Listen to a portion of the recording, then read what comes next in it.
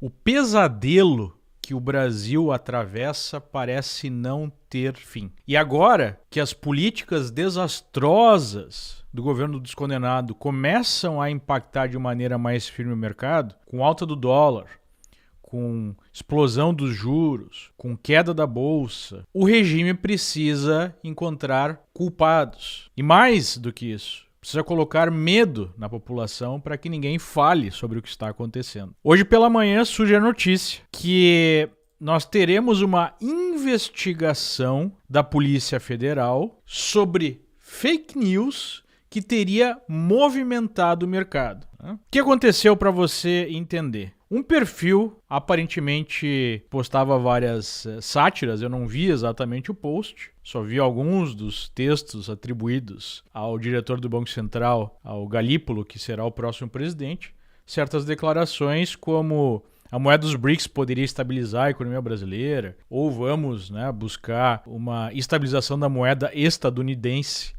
O que, se você olhar, basicamente é uma sátira, porque está pegando aí parte da narrativa que a esquerda tem e colocando na boca do Banco Central. E isso foi retuitado por algumas pessoas que acompanham o mercado. E aí o Banco Central foi a público desmentir. O próximo presidente do Banco Central não disse nada disso. Então, olhando em retrospectiva, me parece claro que se trata de sátira. Se muita gente acreditou nisso, é um sinal do nível de degeneração do debate público em que autoridades desse governo costumam falar bobagens e mentiras, fake news. O próprio Lula foi até o Fantástico dizer que ninguém se preocupava mais com a responsabilidade fiscal do que ele. Ninguém no mercado se preocupava mais, o que é uma óbvia balela, visto que ele já falou coisas do tipo despesa é algo positivo. Na verdade, investimento social não é despesa, o que só demonstra essa postura de populismo fiscal, que é a lógica de qualquer governo socialista,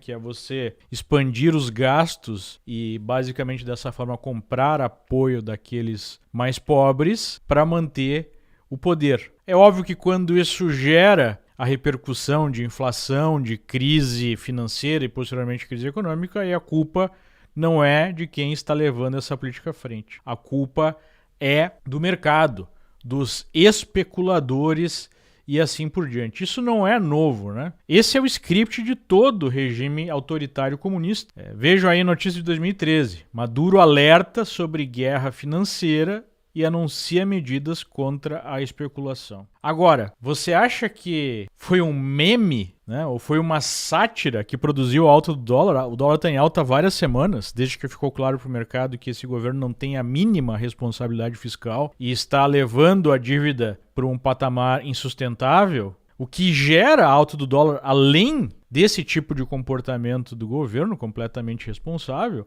é justamente a percepção de que nós estamos vivendo um ambiente de repressão política. A percepção de que nós estamos vivendo um regime autoritário que persegue quem não está alinhado. Faz anos que nós estamos vivendo isso. Se você está no Brasil, você é alvo há vários anos de uma manipulação em massa, de uma militância de redação arregimentada pela esquerda para divulgar essas mentiras.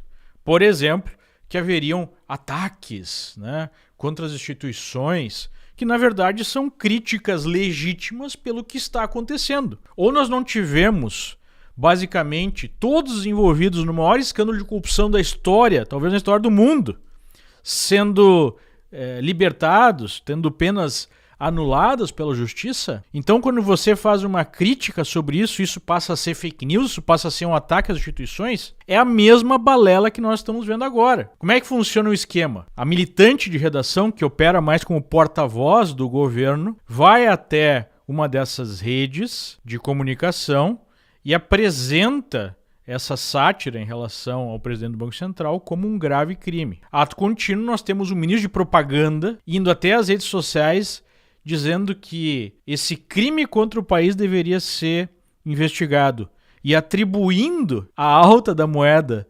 norte-americana a um post desses. Obviamente que isso é um absurdo, mas isso tem dois propósitos. Um é encontrar um culpado, daí o culpado não é mais o desgoverno, o culpado são os malvados especuladores, é a Faria Lima, e, novamente, colocar medo para que ninguém fale, para ninguém faça críticas, né? E aí ele encaminha isso para um órgão chamado Procuradoria Nacional da União da Defesa da Democracia, algo que parece ter saído das páginas daquela distopia 1984 do George Orwell. Essa procuradoria foi criada logo no início do governo Lula e opera sobre a AGU, a Advocacia Geral da União, que hoje é comandada pelo Jorge Messias. Ele ficou famoso lá na época do impeachment. A Dilma chamou de Messias como o sujeito que entregou aquele salvo-conduto para o Lula, né, quando ele estava prestes a ser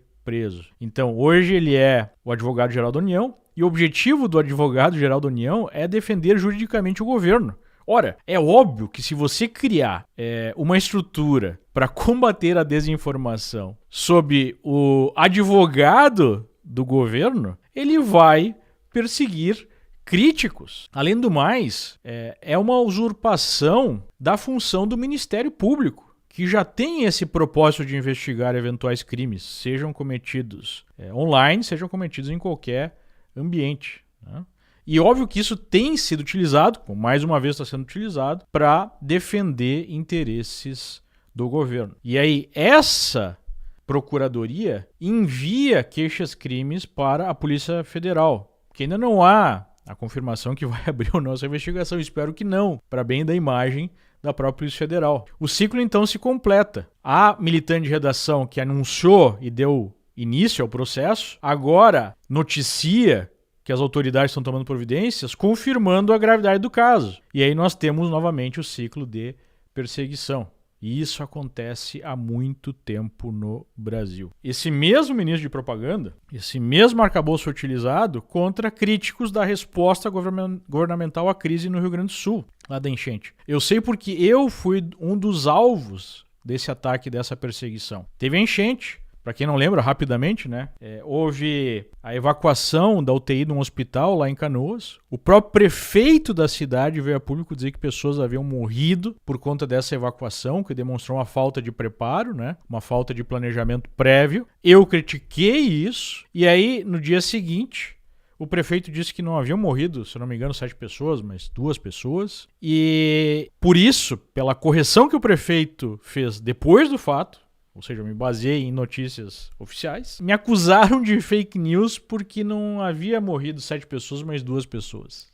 Então isso precisaria ser investigado pela polícia. Vejam o tipo de postura que esse pessoal tem e o tipo de perseguição que eles fazem. Enquanto tudo isso acontece, enquanto o Brasil pega fogo, discutir reforma fiscal, equilíbrio de contas, né, tá fora de pauta, porque isso é impopular.